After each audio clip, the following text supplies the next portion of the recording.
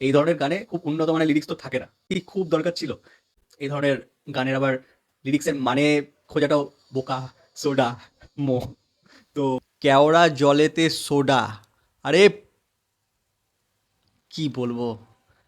যাই হোক, মেন্টালের third song যেটা আইটেম নাম্বার, সেটা নিয়ে আজকে ডিসকাস করব, যে কেওড়া জলেতে সোডা, বুঝতেই পাচ্ছেন। তো মেন্টালের থার্ড সং রিলিজ হয়ে গেছে। তো গানের যখন টিজারটা এসেছিল গতকাল, তো টিজারটায় যে মানে মিউজিকটা শোনা গেছিলো, ওটা শুনে খুব এক্সাইটেড ছিলাম। বেশ একটা আইটেম নাম্বার, বহুদিন পর আবার শোনা যাবে। তা এরকম গান লাস্ট আমার মনে পড়ছে যখন হয়েছিল, ওই লাটাই গানটা সম্ভবত ছিল। তার আগে তো প্যারেলাল ফ্যারেলাল ছিল, বিক্রম সিংহ তো একটা ছিল।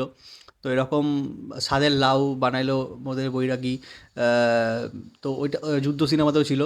তো বহুদিন আইটেম নাম্বার এরকম সিনেমাতে মিসিং ছিল। তো ফাইনালি মেন্টাল সিনেমাতে থার্ড এই সংটা এরকম আইটেম নাম্বারটা রিলিজ করা হয়েছে। তো এটা কেমন লাগলো যদি বলি, ফার্স্ট অফ অল আমি গানটা 3বার শুনলাম। প্রথমবার যখন শুনেছি আমার একদম বাজে লেগেছিলো, তার কারণ আমি হেডফোন ছাড়াই শুনেছিলাম। তো আমার গানটা তখন একদমই পোষায়নি। তো আমি ফার্স্টেই ভাবছিলাম যে ভিডিওটা করে বলবো যে একদম বাজে গান হয়েছে। বাট সেকেন্ড আমি ভাবলাম না, একবার হেডফোন দিয়ে আমি শুনি। বাট যখন আমি হেডফোনের সাথে এটা শুনি, তখন সামহাউ যে অনেকটাই বেটার লাগলো। গানের মিউজিকটা অনেকটা বেশ ক্যাচি লাগছিল, বেশ ভালো লাগছিল। মানে হেডফোন ছাড়া যতটা খারাপ লেগেছে, হেডফোন সমেত যদি যখন যখন শুনছিলাম তখন বেশ ভালোই লাগছিল ওটা শুনতে। কিন্তু মিউজিকটা বেশ একটা কেওড়া ফিল তো আসছিলই, একটা কেওড়ামো ব্যাপার তো আছেই গানটার মধ্যে। আর এরকম গানে কেওড়ামোটার দরকারও আছে, ঠিক আছে। আর এরকম সিনেমাতে এরকম একটা গানেরও দরকার আছে। বাট ওভারঅল যদি বলি না, গানটার মধ্যে একটা প্রবলেম কি, এই লিরিক্সে যে লিরিক্সটা করা হয়েছে, যে কেওড়া জলেতে সোডা, আরে ওটা কি খুবই দরকার ছিল? আমরা তো কোকাকোলা গানও শুনেছি, আমরা লাটাই গানও শুনেছি, আমরা প্যারালালও শুনেছি। আমি মানছি যে এই ধরনের গানে খুব উন্নত মানের লিরিক্স তো থাকে না, যেটা থাকে সেটা একটা মজাদারই থাকে। কিন্তু এইটা কি খুব দরকার ছিল? এটা কি অন্য কিছু করা যেতে পারতো না লিরিক্সটা? বাট যাই হোক, এই ধরনের গানের আবার লিরিক্সের মানে খোঁজাটাও বোকা সোডা মো। তো এই ধরনের গানের লিরিক্স খোঁজাটা সত্যিই মানে বোকামো।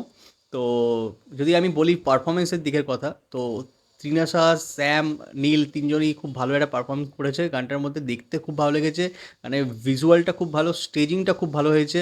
মানে গানটার মধ্যে একটা বেশ মানে খরচা করা হয়েছে, ভিজুয়ালটা খুবই ভালো হয়েছে।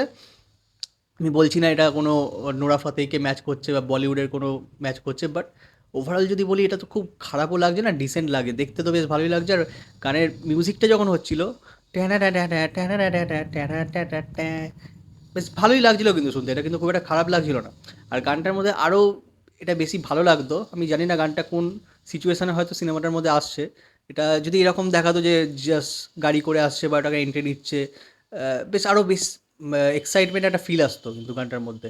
আর গানটার মিউজিক ডিরেক্টর অম্লান, হয়তো নতুন।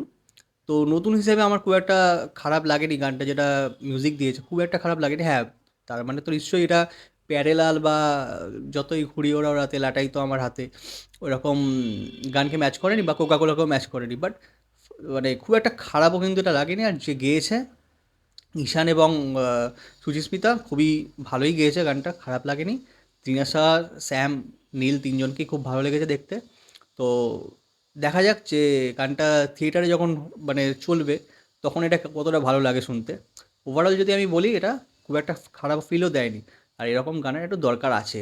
আর আস্তে আস্তে এটা আমার মনে হয় ভিউজও ভালোই হবে। তো ইয়াসকে বলবো যে নতুনদের এরকম চান্স দেওয়ার জন্য অনেক অনেক ধন্যবাদ। এরকমভাবেই তো মিউজিক ডিরেক্টর বা নতুন আর্টিস্ট যারা থাকে, সিঙ্গার যারা থাকে, তারা তো উঠে আসে। তো ইয়াস তার প্রথম প্রজেক্টে নতুনদের এত চান্স দিচ্ছে, সুযোগ দিচ্ছে, তার জন্য অনেক অনেক ধন্যবাদ। আর মেন্টাল, আই থিঙ্ক ভালো কিছু একটা হবে। আর ভিডিওটা ভালো লাগলে কী করতে হবে, লাইক করতে হবে অ্যান্ড চ্যানেলটাকে সাবস্ক্রাইব করতে হবে। একদম ভুলবেন না সাবস্ক্রাইব করতে।